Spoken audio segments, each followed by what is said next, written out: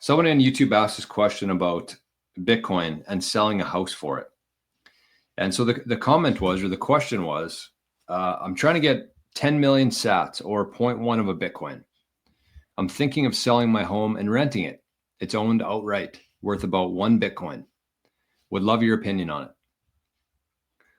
So here's the thing for me. There's probably a lot of people, especially the ages of like 60 and above, who are in this exact same position. They have their main asset, their house. They got a good retirement fund, but they have 0 Bitcoin for the most part. Most baby boomers probably have 0 Bitcoin. We have some outliers, of course, like Letha. Like I don't want to dox anybody's age here, but there's a couple in the chat here, baby boomers, and I have a lot of respect for them for doing that. They're going to be the ones who really push this adoption forward here. Baby boomers, they have the wealth, they have the ability to move some of that capital from that legacy system, retirement funds, real estate, into Bitcoin. They're going to be the catalyst to this whole thing. And the other part of that too is like within, I don't know, I think our life cycle is going to increase significantly as technology improves here. But let's just say that the average age is 100. So baby boomers, they got, I don't know, let's say 30 years left, maybe 40, maybe more, hopefully more. But at that point, like when you think about all the assets that the baby boomers have right now, and it's going to pass on to their children eventually, all of that is going to eventually flow into Bitcoin pretty much at that moment. Because when you have somebody who's like 30, 40, 50 inheriting this stuff, they're not going to be buying bonds. They're not going to be buying gold, silver, maybe a new home. But a lot of that is going to flow into Bitcoin. So it's kind of the baby boomers here who have the ability to kind of push this thing forward faster if they understand what's happening here. So the thing I would say that is there's probably a better way to do it. I would not recommend selling your house to buy Bitcoin and renting, unless it's something that you want to do. Like if you're not attached to your house, if it's like if you're planning on moving somewhere, or if you're not completely satisfied with the neighborhood you're in, something like that. But if you're in a house that you've lived in for a long time and you have plans of staying there for the future, for your, to pass on to your kids or whatever, depending on where you live. But I wouldn't sell your house. I don't think that that's an advisable idea. But first of all, I very much appreciate the motives here, right? Because I'm guessing that this is somebody who, if they own their house, they're probably a baby boomer. There's not a whole lot of I shouldn't say kids, but people under the age of like 40 or 50 who actually own a home outright. And if they do, I would love to meet with them and shake their hand. So I just love the mentality here of like giving up what you've worked your life for to buy Bitcoin that's essentially going to be for your family, and making that big sacrifice of selling your home, renting instead, just so that your family can live better in the future.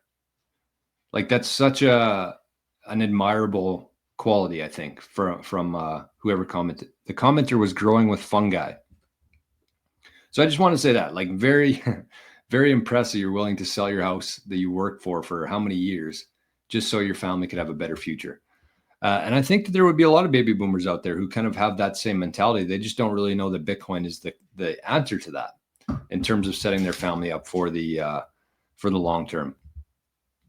But what I would say is there's actually a company now. There's going to be more companies that come out that are going to actually offer you a loan to buy Bitcoin and to essentially refinance your mortgage.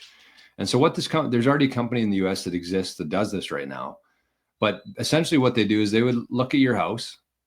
They would put a valuation on it. Let's say it's $500,000.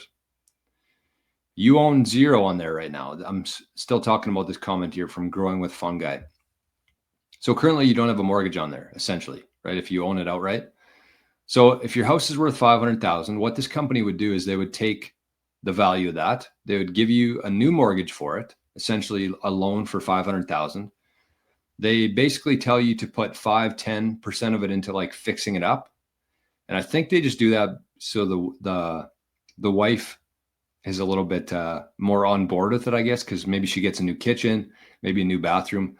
But a part of the proceeds there from the $500,000 new mortgage goes towards fixing it up, to renovations. The other 90% of it is going to Bitcoin.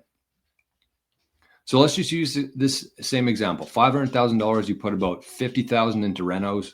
Maybe you get a new kitchen. Maybe you redo, maybe you make a man cave in the basement. Who knows? Anything you want to do. There's got to be something around your house that needs repairs or to be modernized. So you take 50,000, you put it into your house.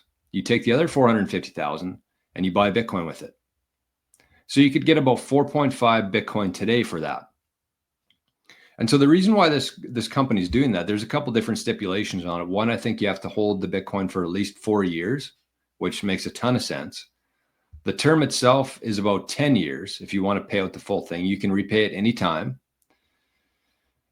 So like what could play out there? And I love this idea. I actually want to start something like this in Canada myself because it's brilliant. It's such a brilliant strategy because if you think about it, if growing with fungi went to get this mortgage, they bought 4.5 Bitcoin, and now they have to start making a mortgage payment. So essentially what they could do is they could just take a small portion of their Bitcoin, they could sell it every month and buy or pay their mortgage. That's one option. The other one would just be, put your pension, put whatever you have money you have coming in and pay off your mortgage. So now you still own your house, plus you own 4.5 Bitcoin. And from the bank's perspective, if you stop making your mortgage payments on your new mortgage, they can just sell some of the Bitcoin. They would have a key to it, obviously, and it wouldn't be unlocked until the mortgage is done. But if you miss a loan payment, they could just sell some of your Bitcoin. And again, think about the bank's perspective here. Using Bitcoin as collateral there, they don't have to value it every time. They don't have to find a buyer for it. They don't have to involve lawyers. They don't have to involve real estate agents. They don't have to do any of that. They can just take some of the Bitcoin and sell it in 2 minutes and make your loan payment for the month. So it just makes so much sense from everybody's perspective there. So at the end of this, after 10 years, you still have your house that you own outright. Plus, you have 4.5 Bitcoin, less any that you had to sell to pay your mortgage payments. But like the idea there would be like, so you got 4.5 Bitcoin. Let's say the price of Bitcoin over this next cycle gets up to, I don't know, normal cycle would be $1 million Bitcoin. So now you take half a Bitcoin, you sell it or keep it. I mean, if you're here for, if you understand what's going on here, but you could sell it and you could pay off your mortgage in full, plus still have 4 Bitcoin. I'm having deja vu right now. Maybe I've talked about this before, but doesn't that just make so much sense? And so that's available right now in the US. I forget what the company's called, but it's already available. And once banks are able to start custodying Bitcoin, which they are now, because of, I think it was SAB 121, something got repealed. So banks can actually hold Bitcoin. And so this is available from one company today, but in a couple of years from now, every bank in the world is going to be offering something similar to this, I think. Just because it makes so much sense. Again, from everybody's perspective here, there's no one losing in this deal.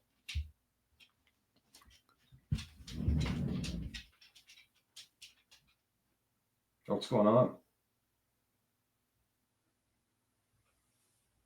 Huh? We're busy here, man.